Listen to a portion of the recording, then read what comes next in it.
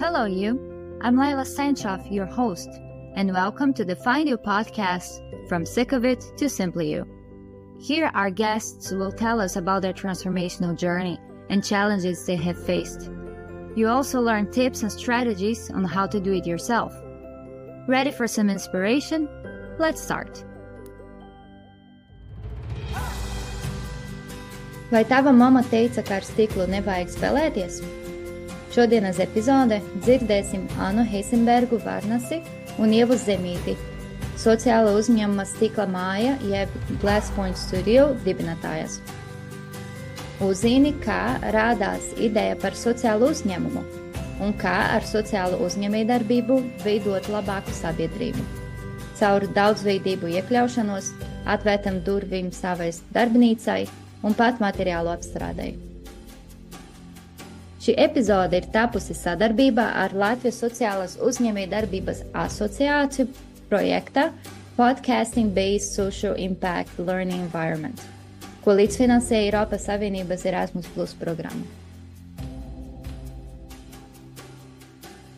Sveikas, Ana un Ieva! Šoreiz mums ir divi cilvēki šajā podkastā. Kā jums iet? Ļoti labi. Jauki šeit piedalīties. Jā, paldies, mums ir labi. Tad stāstiet bišķiņ par to, kas ir Glass Point un no kurienes jūs to izdomājat, kāpēc jūs to dibinājat?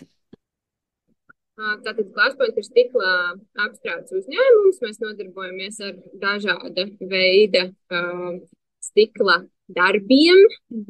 Tā skaitā ne tikai fiziskiem, bet arī izglītojošiem, arī dažādām nodarbībām, meistarklasēm. Bet pats aizsākums radās man studējot Mākslas akadēmijā jau bakalaura programmas laikā.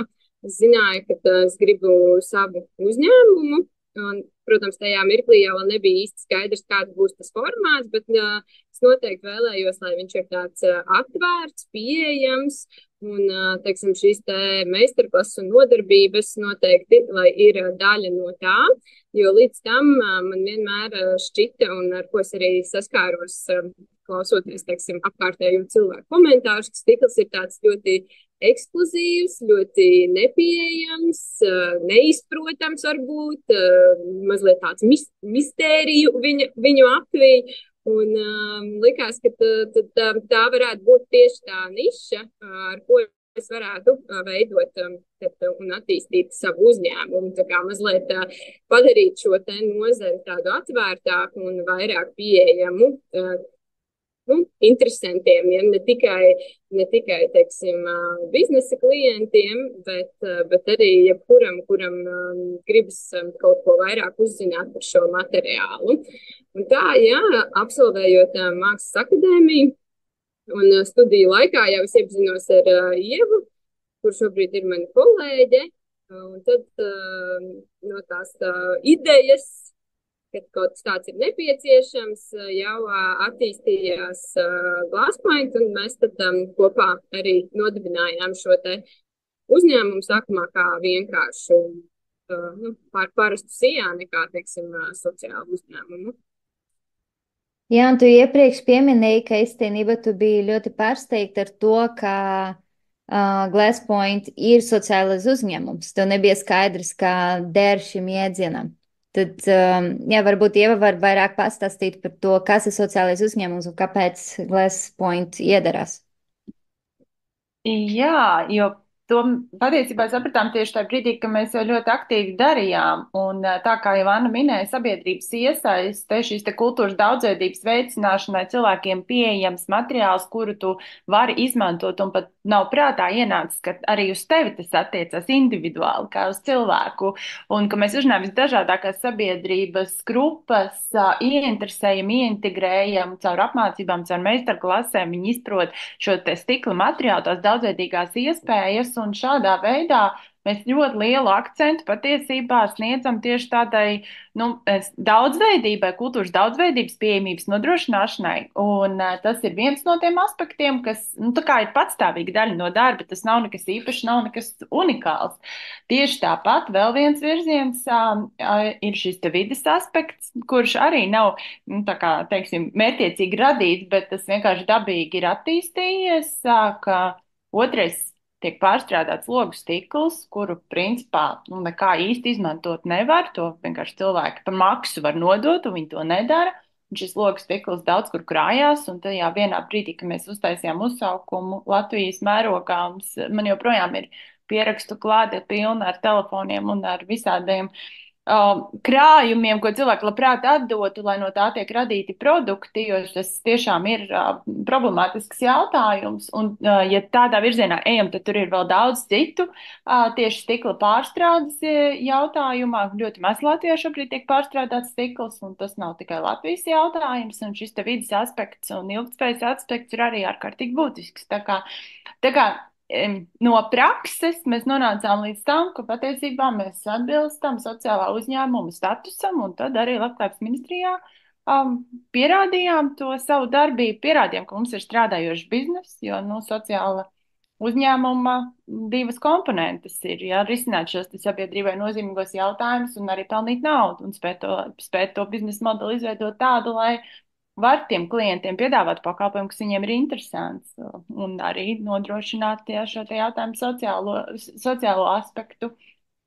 Jā, un vēl trešā lieta, ko es nepieminēju, ir arī šīs te atbalsts jauniem māksliniekiem ieiešanai nozarē, kas arī jau no pašiem studijas pirmsākumiem, no pirmās dienas, bija zināms, ka tā telpa būs pieejama un atvērta, un ka mēs ne tikai paši savu zīmolu un savus produktus radīsim, bet ka arī citi mākslinieki varēs nākt un iznomāt telpas, iznomāt aprīkojumu, jo šis ir tas aspekts, kas tieši stikla mākslā ir vajadzīgs, dārgs, aprīkojums, smags, liels, viņi nav kur likt, dzīvoklī to viņi neieliks, un tev ir vajadzīga telpa, kurā tu vari strādāt, un tas ir vēl viens aspekts, kurš patiesībā stiprina to mūsu sociālo funkciju, bet ir tieši uz jauniem māksliniekam orientēts, un ne tikai jauniem, arī tādiem jau ar zinām vārdu, kuriem vienkārši ir nepieciešama tā iekārta vai tas process, un viņi var izmantot šos te resursus.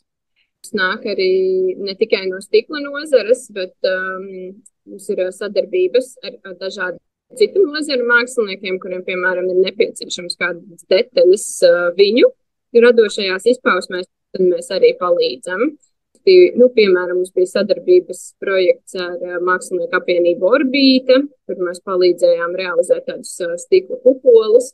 Tad mēs diezgan daudz sadarbojāmies ar mākslinieci Anastasiju Šnepi, kur šobrīd ar Bekiju Hornu Rīgā startēs tēlniecības kvadrinālē, un viņām arī būs darbs stiklā, ko mēs palīdzam realizēt. Tad arī ar Evitu Vasiljevu mēs esam strādājuši. Tie ir varbūt kāši zināmāki, teiksim, mākslinieki, kuriem ir bijušas šīs te vēlmes kaut ko radīt stiklā, tad mēs arī to, respektīvi ir šī te starpnozaru sadarbība. Un jūs esat vienīgi Latvijā, kas to piedāvā? Jā, un tieši tas, ko Ieva minēja, tāpēc arī man bija tas pārsteigums, jo mēs to visu jau darījām, un man nelikās, ka tas būtu kaut kas tik īpašs, lai par to mums, teiksim, mēs varētu saņemt šo sociālās uzņēmējdarbības status. Man vienkārši tas likās tā pašsaprotami, ka jā, tāds ir mūsu biznesa modelis, un es pat pirms tam nebiju par tādu sociālo uzņēmējdarbību neko daudz dzirdējusi, vai man, teiksim, bija pilnīgi nepareizs priekšstats par to. Un tad, jā, kad mēs tā kā visu tā salikām pa plauktiņiem un sagrupējām, tad man bija tāds, jā, tiešām, kad tas attiecas arī uz mums. Un jā, mēs esam diezgan unikāli, ne tikai Latvijā, bet Baltijā kopumā, teiksim, no tādām atvērta tipa nodarbībām, kurām brīvi var pierakstīties, pieteikties, izmantojot kādas sociālās platformas, tad mēs esam tādi vienīgie noteikti jau, taču individuāli sarunājot ar māksliniekiem, ka ir iespējams realizēt kaut kādas savas vēlmes šajā materiālā, bet, teiksim, tādā atvērtā tipā, mums tas piedāvājums ir unikāls.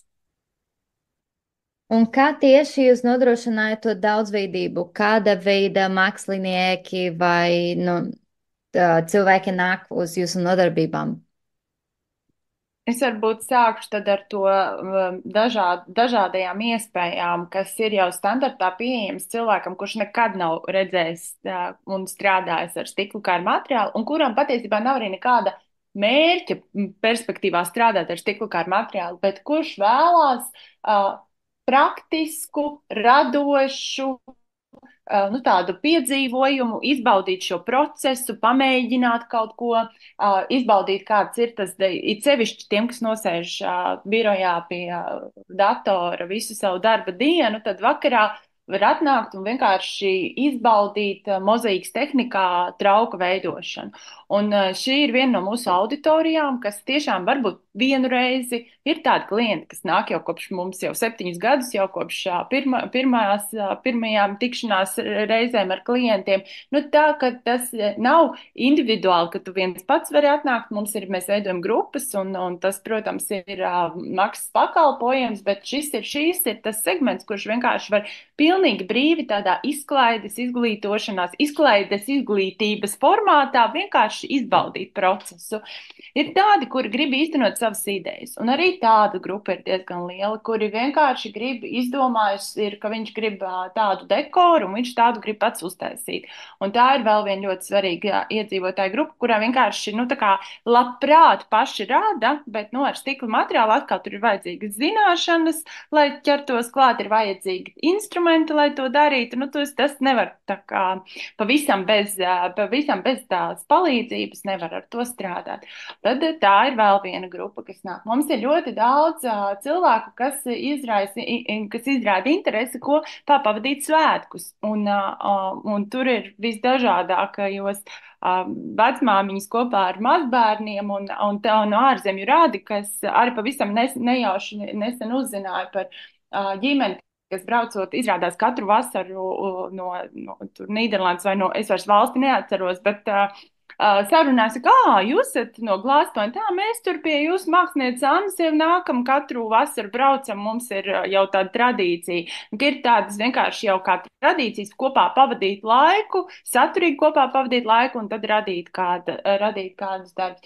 Tāpat dzimšanas dienas, tāpat visādas svinības, kas varbūt nekad nav domāts, ka to varētu veidot meistarklase sev rotas, bet šis ir vēl viens plašs diapazons. Un tāpat arī saliedēšanas pasākumi, kas ir publiskie pasākumi pilsētā, kurā Anna un citas mākslinieces ir piedalījušās ļoti daudz, kur vienkārši tiešām cilvēkiem ir ļoti plaša iespēja iepazīt, paplašināt to savu priekšstatu par to daudzveidību, ko var radīt ar stiklu un savstarpēji sadarboties, kas arī ir vēl viens aspekts, un ieklausīties. Un mums ir arī ļoti laba programma Latvijas skolas Somā iepazīst stikla mākslu, kur skolēniem ir iespēja pirmo reizi dzīvē izmēģināt to.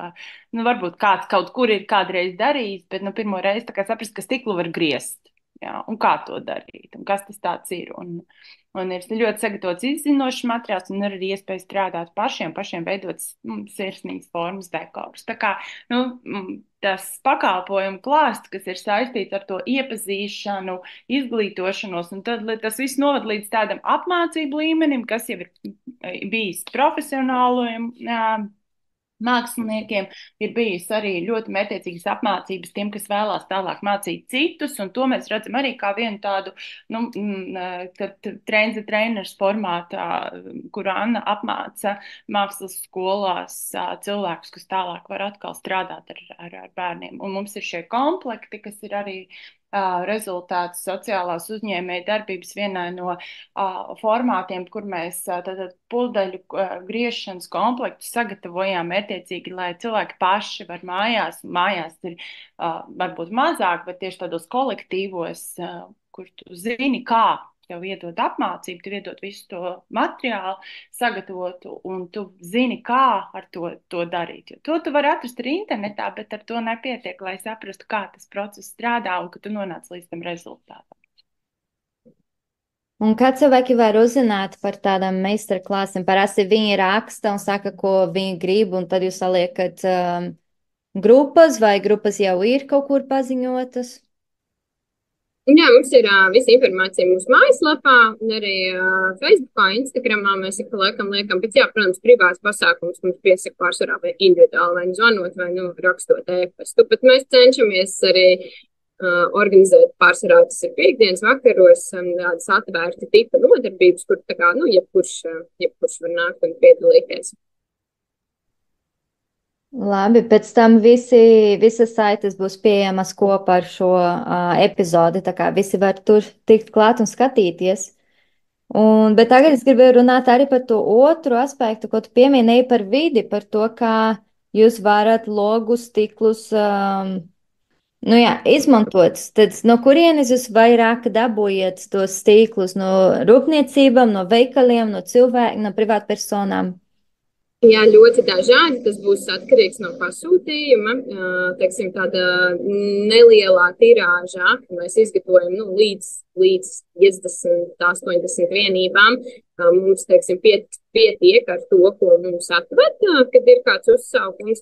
Bet mums bija arī situācija, kad dizaina koncepta restorāns Zviedrijā vēlējās tieši mūsu produktus, jo viņi bija šī te pievienotā vērtība, kas ir no šī te otrais pārstrādātā materiāla gatavots. Un tad, protams, bija diezgan liels apjoms un ar tādām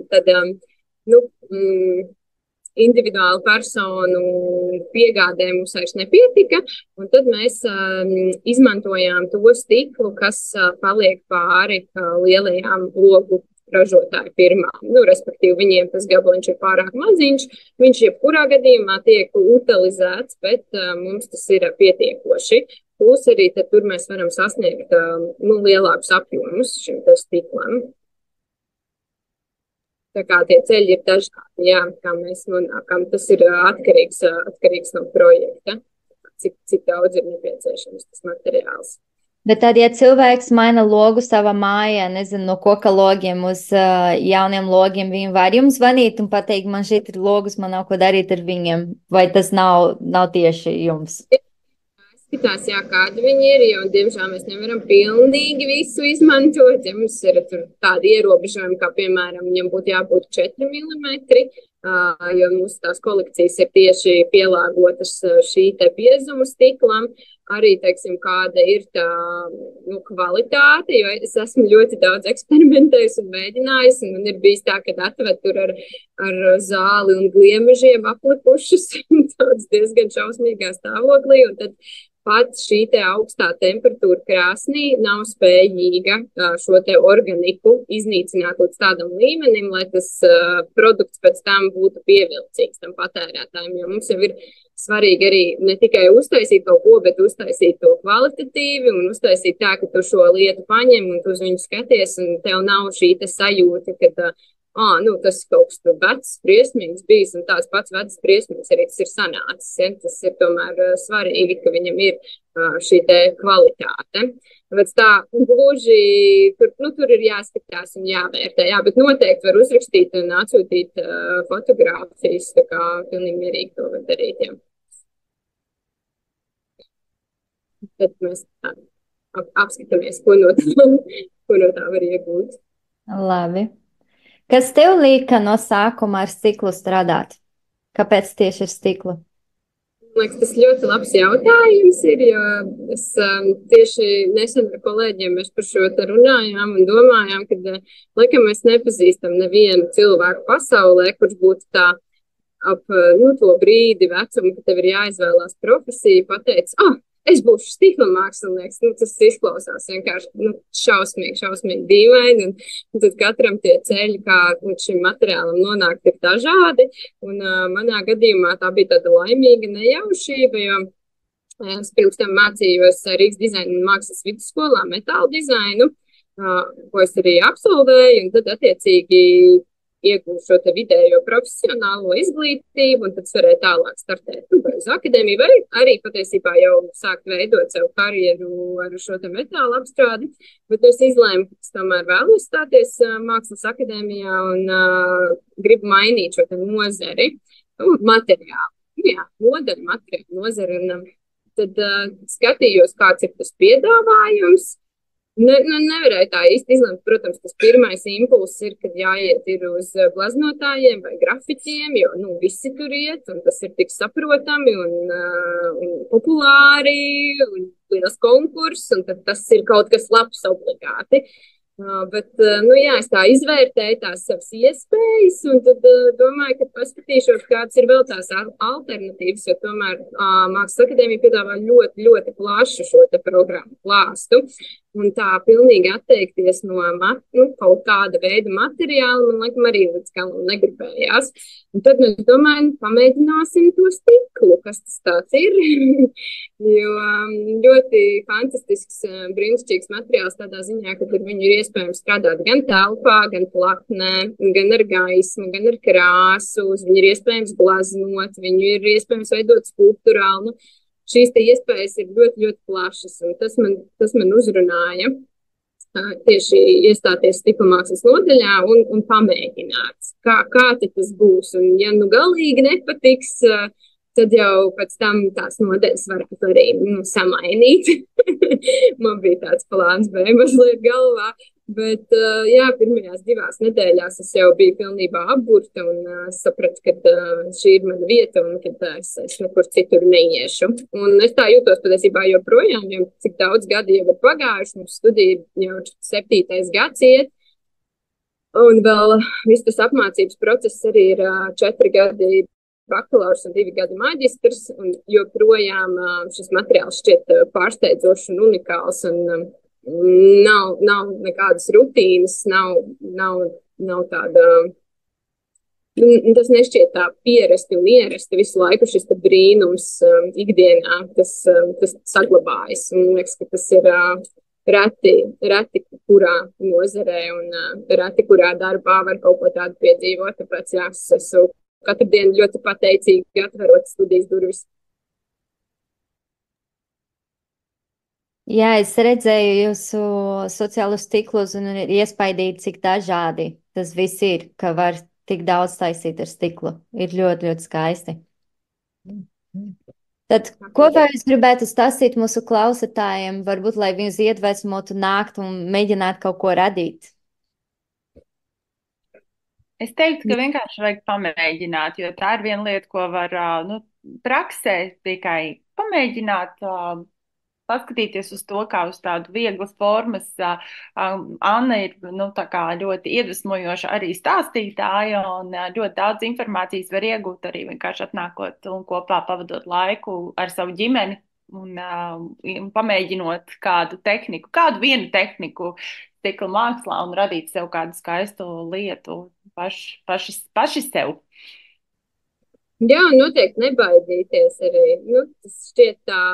Mēs jau esam no bērnības audzināti, ka tas ir tā bīstami un no stikla ir ļoti jāpiesargājas un Dievs pasaka, ka viņi tur var plēst apzināti un laust un vēl kaut ko tādu briesmīgu ar viņu darīt, kas tev var savainot. Bet man liekas, ka tieši tas ir tas ļoti atbrīvojošais faktors, ka šeit tā kā kontrolētā vidē, un es arī ļoti par mani kolēģi uzmana, lai tie plāksteri nerastos uz pirkstiem, bet jā, ka ir iespēja kaut kādā ziņā sevi pārvarēt un iegūt kaut kādu jaunu unikālu pieredzi. Tā kā noteikti nebaidīties būtu viens no maniem ieteikumiem. Godīgi ļoti gribas iet pamēģināt.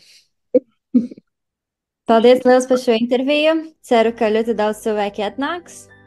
Un jā, liels paldies, ka šeit bija un dalījāt. Paldies. Paldies par sarunu. You just listened to the Find You podcast, from Sick of It to Simply You. It was wonderful to have you here. Stay tuned for the next episodes.